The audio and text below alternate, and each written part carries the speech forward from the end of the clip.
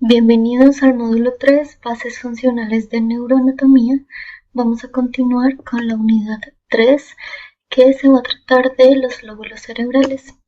Primero vamos a ver las diferentes áreas de Brodmann, que nos va a servir para localizar algún tipo de patología.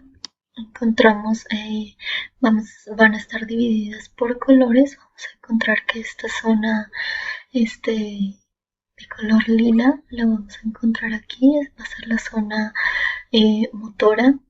Esta zona azul van a ser las áreas visuales.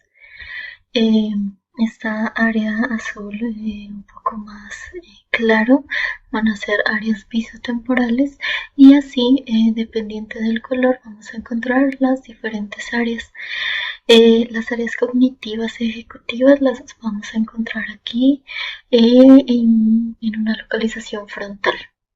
Aquí el área 44 y 45 va a ser el área de Broca, mientras que el área de Wernicke va a ser el área 22 que encontramos por aquí.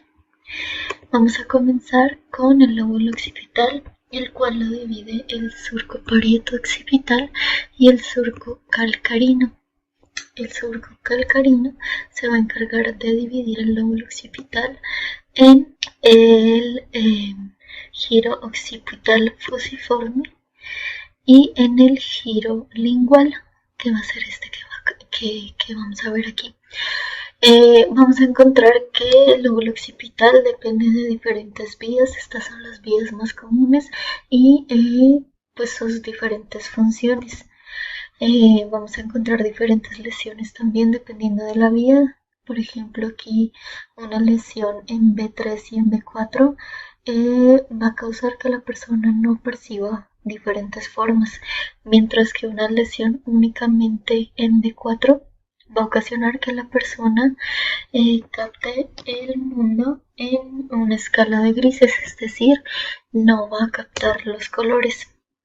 Vamos a tener en cuenta que para muchos aspectos neuropsicológicos nos van a hablar de lo que es una vía dorsal y una vía ventral.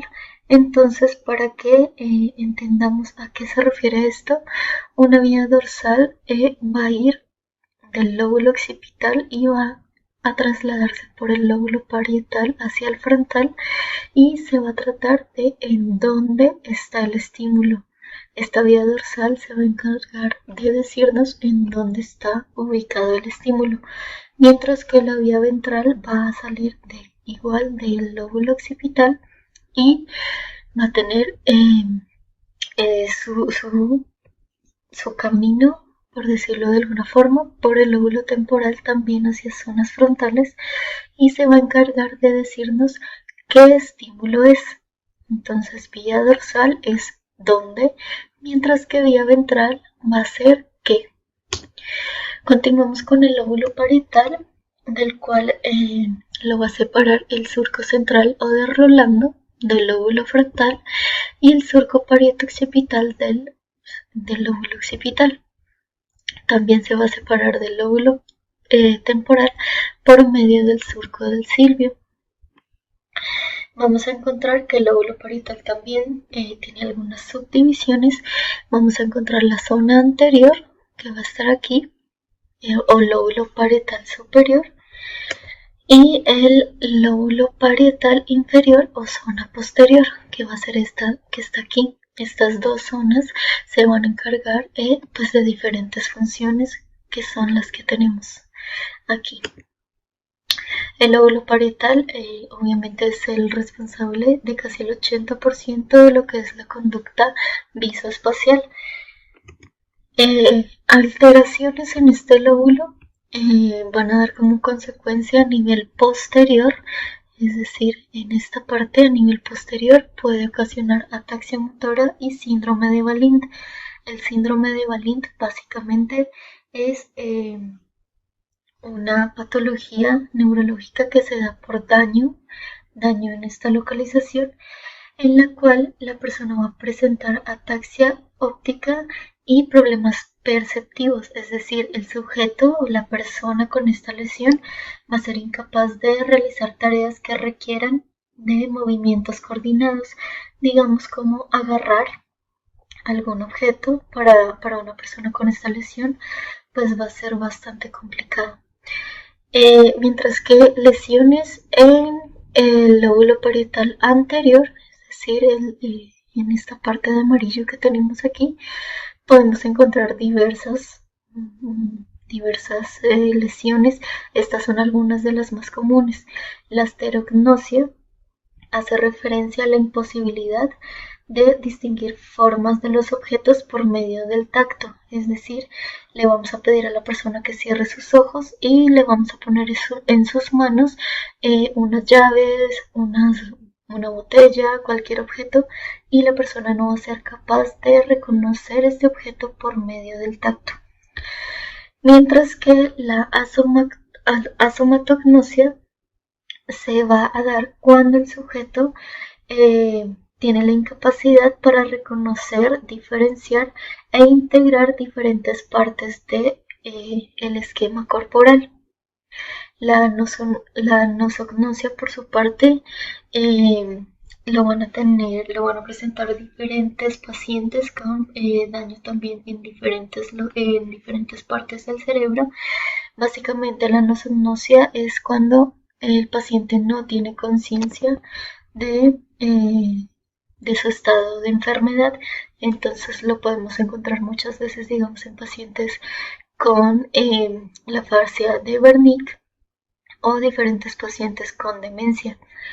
La anosodiaforia es bastante parecida a la nosognosia, pero el paciente tiene conciencia, digámoslo así, de que tiene alguna lesión, de que tiene alguna enfermedad, sino que simplemente lo ignora, no le hace caso, él cree que no va a repercutir en su vida diaria. Pasamos a la autotopagnosia, en la cual la persona va a tener una incapacidad de localizar y orientar diferentes partes de su cuerpo. El paciente va a carecer del reconocimiento de su propio cuerpo y de la posición de su mismo cuerpo en el espacio. Por último, podemos encontrar pacientes con asimbolia al dolor, que es básicamente cuando los pacientes no sienten dolor. Esto es muy problemático pues médicamente hablando, porque muchas veces no se dan cuenta que se cortan porque no les duele o que tienen un golpe y no acuden al doctor porque simplemente no detectan pues el sentido del dolor. Continuamos con el lóbulo temporal, el cual se divide del lóbulo frontal y parietal por medio del surco de Sylvius. También se divide en giro temporal superior, giro temporal medial y giro temporal inferior. Aquí tenemos de qué se encarga cada una de las partes de este lóbulo temporal y vamos a tener algunas vías de conexión del lóbulo temporal. El caso más común para la investigación en cuanto al lóbulo temporal fue el caso de HM.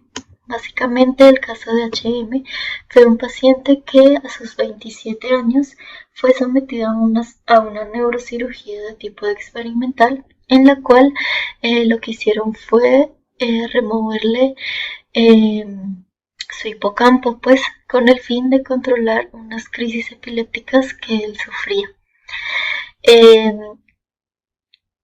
Encontraron que no hubo cambios a nivel de personalidad ni de inteligencia, sino que lo que se encontraron pues los médicos fue que este paciente HM tenía dificultades al retener información y al aprender información nueva, es decir, este paciente sufrió de lo que es una amnesia de tipo global.